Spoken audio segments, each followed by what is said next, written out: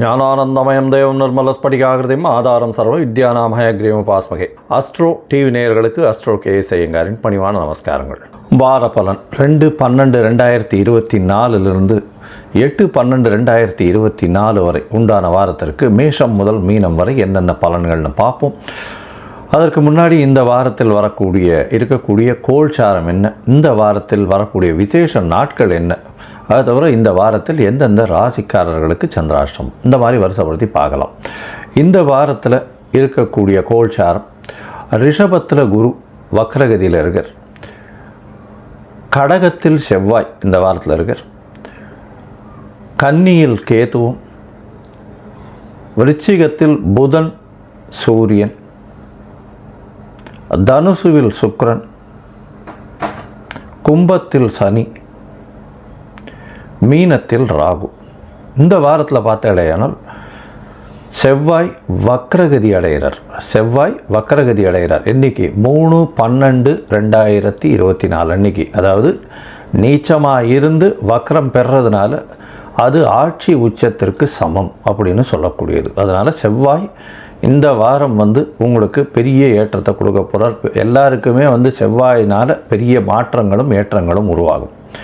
அது தவிர பார்த்தீங்கன்னா சுக்கிரன் எவ்வளவு நாளாக தனுசுல இருந்தவர் 3/12 அன்னைக்கு மகரத்துக்கு போகிறார். இதுவும் ஒரு பெரிய ஏற்றம். காலபுருஷ தத்துவத்தின் 10வது இடத்துல சுக்கிரன் போகிறது பெரிய விசேஷத்தை கொடுக்கும். அதனால் என்னென்ன மாற்றங்களை கொடுக்க போகிறார் ஒரு ராசிக்குன்னு பார்க்கலாம். சரி, இந்த வாரத்தில் வரக்கூடிய விசேஷ நாட்கள் என்ன அப்படின்னு பார்த்தோம்னா, இந்த வாரத்தில் வர சதுர்த்தின்னா என்ன அப்படின்னா வரங்களை அள்ளித்தரும் சதுர்த்தி. பொதுவாகவே பார்த்தோம்னா சங்கடஹர சதுர்த்தி அப்படின்னு சொல்லுவோம், வர சதுர்த்தின்னு சொல்லுவோம். 2 வகையான சதுர்த்திகள். வளர்பிறையில் வரக்கூடிய சதுர்த்தியை வர சதுர்த்தி அப்படின்னு, தேய்பிரையில் வர்றதை சங்கடஹர சதுர்த்தி அப்படின்னு சொல்லக்கூடியது. வர சதுர்த்தியில் என்ன அப்படின்னா, நீங்கள் போய் விநாயகரை சேவிச்சுட்டு ஒரு 9 தரம் பிரதர்ஷனம் பண்ணிவிட்டு 9 தோப்புக்கரணை போட்டு ஒரு தேங்காயை உடைச்சிட்டு வந்தாலேனால் அங்கே கேட்கிற வரங்கள் அனைத்தையும் கொடுக்கக்கூடியவர். அப்படின்றதுனால என்னென்ன வேணுமோ உங்களுக்கு அது எல்லாத்தையும் கேட்டேன்னா கண்டிப்பாக கொடுக்கக்கூடிய காலகட்டம். இந்த வர சதுர்த்தி என்றைக்கு வருது அப்படின்னு பார்த்தோம்னா 5ஆம் தேதி அன்றைக்கி, 5/12/2024 அன்றைக்கி வர சதுர்த்தி. அன்றைக்கி அருகில் இருக்கக்கூடிய விநாயகப் பெருமானை சேவிச்சுட்டு வர்றது பெரிய விசேஷம். அதற்கு அடுத்த நாள் சஷ்டி விரதம் இருக்கிறது. சதுர்த்தி கொஞ்ச நேரம் தான் இருக்குது, அதுக்கப்புறம் சஷ்டி விரதம் வந்துடுறது அடுத்த நாள் அன்றைக்கி, அதாவது 6ஆம் தேதி அன்றைக்கி சஷ்டி விரதம். குழந்தை பிராப்திக்கு பார்த்து கொண்டு இருப்பவர்கள் சஷ்டி விரதம் இருக்கிறது ரொம்பவும் விசேஷம். சஷ்டியில் விரதம் இருந்தால் அகப்பையில் வரும்னு சொல்லக்கூடியது. அது தவிர பார்த்தாலேயானால் சஷ்டி விரதத்தினால எல்லாவித துன்பங்களும் உடல்நிலையில் ஏற்றம் வரும். ஏன்னா வளர்பறையில் வர்றதுனால. அதை தவிர கடன் எல்லாமே கழியக்கூடிய வாய்ப்பு, எதிரிகள் அற்ற நிலை இருக்கக்கூடிய காலகட்டம், இது எல்லாமே வரக்கூடிய வாய்ப்புகள் நிச்சயமாக உண்டு. அதனால் பொதுவாகவே பார்த்தாலேயானால் இந்த சஷ்டி விரதம் பெரிய ஏற்றத்தை மாற்றத்தையும் கொடுக்கும். இந்த வாரத்தில் பார்த்தாலேயானால் எந்தெந்த ராசிக்காரர்களுக்கு சந்திராஷ்டமம்னு பார்த்தாலும் மேஷம், ரிஷபம், மிதுனம், கடகம், இந்த 4 ராசிக்காரர்களுக்கும் சந்திராஷ்டமம். சந்திராஷ்டமம் அப்படின்னா என்ன அப்படின்னும்போது, உங்களுடைய பிறந்த ராசிக்கு கோல்சார பிரகாரம், இன்றைய கோல்சார பிரகாரம் 8ஆம் இடத்துல சந்திரன் மறையக்கூடியதை சந்திராஷ்டமம்னு சொல்கிறோம். இந்த சந்திராஷ்டம காலகட்டத்தில் சந்திரன் மதிகாரகன்றவர் மறைந்து இருக்கக்கூடிய காலகட்டத்தில் தவறான முடிவுகள் எடுக்கக்கூடிய காலகட்டமாக இருக்கும். அதனால் புதுசாக முயற்சிகள் வேண்டாம். யாருக்கும் ஜாமீன் கையெழுத்து போடுறது அதெல்லாம் வேண்டாம். பொறுமையாக இருக்கிறது ரொம்பவும் நல்லது. அது தவிர வெளியூர், வெளிநாடு, வெளி மாநிலம் அதெல்லாம் போகிறத கொஞ்சம் தவிர்க்கிறது ரொம்பவும் நல்லது.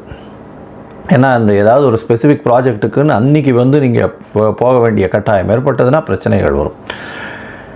சரி, இந்த காலகட்டத்தில் ஒரு வேளை செய்ய வேண்டிய கட்டாயத்தில் இருக்கீங்க அப்படின்னா என்ன பண்ணலாம்னா, அருகில் இருக்கக்கூடிய கோவிலில், அதாவது இப்போது வர சதுர்த்தி வேறு வருது, அதனால் அருகில் இருக்கக்கூடிய விநாயகர் கோவிலில் பால் அபிஷேகத்துக்கு பசும்பால் ஒரு 1/2 டம்ளர் உங்களால் முடிஞ்சது வாங்கி கொடுத்துட்டு போகிறதன் மூலியமாக சந்திராஷ்டமத்தின் தாக்கம் நிச்சயமாக குறையும். சரி, இந்த வாரம் மேஷம் முதல் மீனம் வரை எப்படி இருக்குதுன்னு பார்க்கலாம். அதற்கு முன்னாடி என்னுடைய மொபைல் நம்பர் கீழே ஸ்க்ராலிங்கில் வரும். உங்களுக்கு அஸ்ட்ராலஜிக்கல் கன்சல்ட் தேவைப்படுமேயாயின் எனக்கு ஃபோன் பண்ணுங்க. உங்களுடைய date, time, place of birth, உங்களுடைய பெயர், தாய் தகப்பனார் பெயர், இது வரலாம் எனக்கு அனுப்புங்க. நான் என்னுடைய கட்டணம் என்னன்னு சொல்கிறேன். நீங்கள் என்னுடைய கட்டணத்தை போட்டுட்டு யூடிஆர் நம்பர் ட்ரான்ஸ்ஃபர் பண்ணுங்க. அதற்கு பிறகு நான் உங்களுக்கு ஜாதகத்தை போடுறேன். ஜாதகத்தில் சந்தி இருக்கான்னு பார்க்கணும். அதாவது சந்திரன் எந்த நட்சத்திர பாகையில் இருக்கார், அவர் வந்து எந்த பாதத்தில் இருக்கார் அப்படின்றத பார்க்கணும். அதை தவிர லக்னம் எந்த பாதத்தில் இருக்குது அப்படின்றத பார்க்கணும்.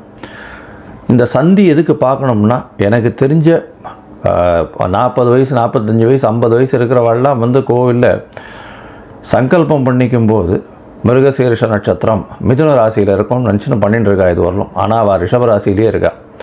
மிருகசீரிஷம் 2ஆம் பாதத்தில் இருக்கா, சந்தியில் 3ஆம் பாதத்தில் அவள் இருக்கிறது 2ஆம் பாதம் நினச்சின்னு அவள் பண்ணிட்டு இருக்கா. அதே மாதிரி பார்த்தாலேனால் விசாக நட்சத்திரம்னு சொல்லிட்டு இருப்பாள். விசாக நட்சத்திரம் துலா ராசியில் இருப்பாள். ஆனால் விசாக நட்சத்திரம் விருச்சிக ராசிக்கு அர்ச்சனை பண்ணிட்டு இருப்பாள். அதனால் எந்த பாதத்தில் இருக்கோம் அப்படின்றதே தெரியாமல் ஒரு குத்து மதிப்பாக ஒரு நட்சத்திரத்தை வச்சுட்டு அவள் சொல்லிட்டு இருக்கா. ஏன்னா உடைந்த நட்சத்திரங்கள் இருக்கக்கூடிய பாதங்களில் மாற்றங்களும் ராசியின் மாற்றங்களும் அதிகமாக வரும். அதே மாதிரி லக்னத்துக்கும் வரும். அதே மாதிரி லக்னத்துலேயும் மாறுபடு வரும்பொழுது உங்களுக்கு இந்த லக்னத்துக்கு இவர் ஏற்றவர் சுபர் அப்படின்னு நினச்சிட்டு நம்ம பண்ணிகிட்டு இருப்போம். அந்த காலகட்டத்தில் நிறைய தோல்விகள் வரும். வெற்றி வரும்னு நினச்சிட்டு நம்ம பார்த்துட்டே இருப்போம். எல்லா இடத்துலையும் அடி விழும். பெரிய தோல்வியில் இப்போ கிட்டத்தட்ட ஒரு 5 வருஷம் 10 வருஷமாக எழுந்துக்க முடியாத அளவுக்கு இருக்கும்.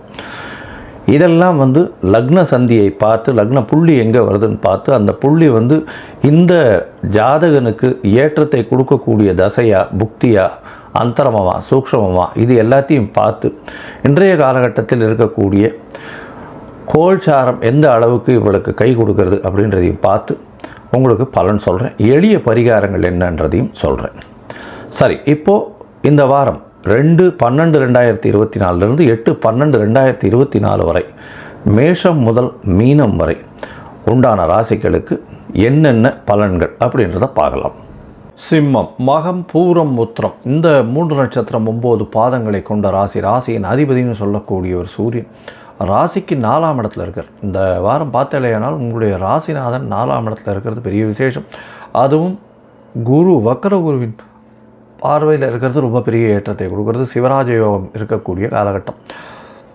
அதை தவிர பார்த்தோன்னா உங்களுடைய ராசிக்கு 2ஆம் அதிபதினு சொல்லக்கூடிய, அதாவது தன குடும்ப வாக்கு ஸ்தானத்தின் அதிபதியானவர் 4ஆம் இடத்துல இருக்கார். படிக்கக்கூடிய மாணவர்களுக்கெல்லாம் நல்ல ஒரு ஏற்றம். அக்கௌண்ட்ஸ், காமர்ஸ் இந்த மாதிரியான கிராஜுவேஷன் படிக்கிறவாளுக்கு பெரிய ஏற்றம் இருக்கக்கூடிய காலகட்டம்.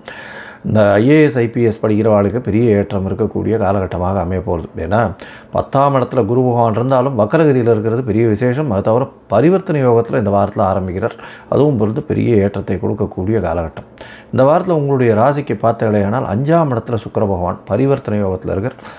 அது ஒரு பெரிய ஏற்றம். 10ஆம் இடம் அப்படின்றது வலுப்பெற்று போகிறது. தொழிலில் பெரிய ஏற்றம் கிடைக்கக்கூடிய வாய்ப்புகள் நிச்சயமாக உண்டு. சமசப்தமத்தில் சனி பகவான், அதனால் எதிர்பாலினத்தவர் மூலியமாக பிரச்சனைகள் வரும். எதிராளிகள் ரொம்ப ஸ்ட்ராங்காக இருக்கக்கூடிய வாய்ப்புகள் நிச்சயமாக உண்டு. நண்பர்களை அதிகமாக நம்ப வேண்டாம், ஜாகிரதையாக இருக்கிறது நல்லது. ராசிக்கு 8ஆம் இடத்துல ராகு பகவான் மறைந்த இடத்துலேருந்து திடீர் செல்வங்கள் வரக்கூடிய வாய்ப்புகள் உண்டு. 7ஆம் இடத்துல இருக்கக்கூடிய சனி பகவான் பார்வையில் உங்களுடைய ராசி இருக்கிறதுனால உடல் நலத்தில் சற்று பின்னடைவு இருக்கக்கூடிய வாய்ப்புகள் நிச்சயமாக உண்டு. ராசிக்கு 2ஆம் இடத்துல கேது பகவான் பேச்சில் ரொம்ப ஜாகிரதையாக இருக்கணும். எதை பேசினாலும் டக்குன்னு தவறாக புரிந்து கொண்டு அதன் மூலியமாக பிரச்சனைகள் வரக்கூடிய வாய்ப்புகள் நிச்சயமாக உண்டு. உங்களுடைய ராசிக்கு பார்த்தீங்களேனால் 12ஆம் இடத்துல செவ்வாய் பகவான் நீச்ச வக்கரத்தில் இருக்கார். அதனால் தூக்கத்தை நிச்சயமாக கெடுப்பார். 12ஆம் இடத்துல செவ்வாய் துர்கிரகம் இருக்கும் பொழுது அது தூக்கத்தை கெடுக்கும். அதுவும் நீச்சமாக இருக்கும்போது ஓரளவு பரவாயில்ல. இப்போ நீச்ச வக்கரம்னா உச்சம் பெற்றதற்கு சமம்ன்றதுனால பிரச்சனைகள் அதிகமாக இருக்கும். நிறைய ட்ராவல் பண்ண வேண்டி இருக்கும். பெரிய என்ன சொல்கிறது, எந்த ஒரு காலகட்டத்திலும் விழிப்புணர்வோடு இருக்கிறது ரொம்பவும் நல்லது.